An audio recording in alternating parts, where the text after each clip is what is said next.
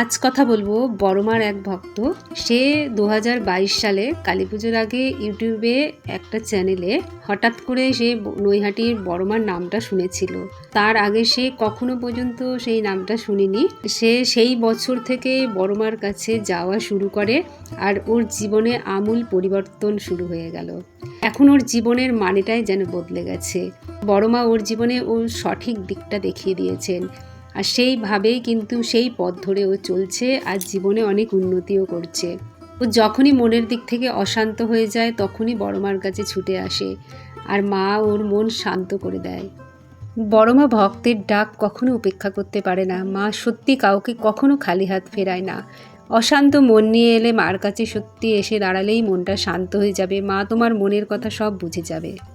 তোমাদের সাথেও যদি বড়মার অলৌকিক ঘটনা কিছু ঘটে তাহলে জানিও, আমি সকলের মধ্যে সেটা শেয়ার করে নেব। বড়মার মহিমার কথা জানতে আমার এই সবার বড়মা চ্যানেলটা সাবস্ক্রাইব করে রেখো।